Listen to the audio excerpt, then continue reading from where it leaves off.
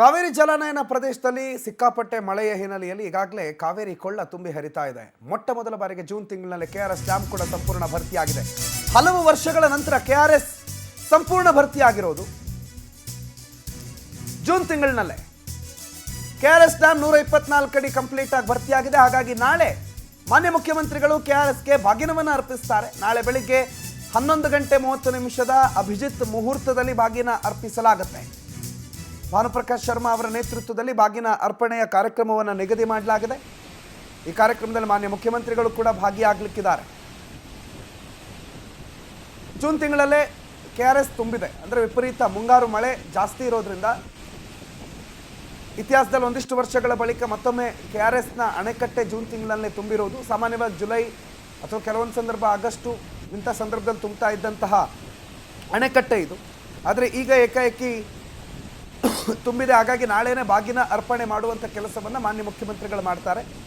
ಸಾಮಾನ್ಯವಾಗಿ ನದಿಗಳನ್ನೆಲ್ಲ ನಮ್ಮ ನಾಡಿನ ಹೆಣ್ಮಕ್ಳು ಅಂತ ನಾವು ಗುರುತಿಸ್ತೀವಿ. ತುಂಬಿ ಹರಿಯುವಂತಹ ಆಕೆಗೆ ಭಾರತೀಯ ಸಂಸ್ಕೃತಿ ಪ್ರಕಾರ ಬಾಗಿನವನ್ನು ಅರ್ಪಿಸುವಂತಹ ಒಂದು ಪ್ರಕ್ರಿಯೆ ಏನಿದೆ ಅದು ನಾಳೆ ನಡೆಯೋದಿದೆ.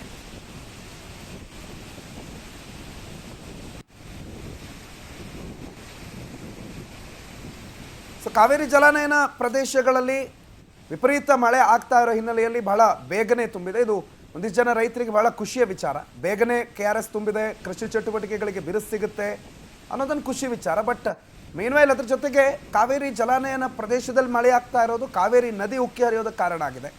ಹಲವು ಹಳ್ಳ ಕೊಳ್ಳಗಳು ಉಕ್ಕಿ ಹರಿತಾ ಇವೆ.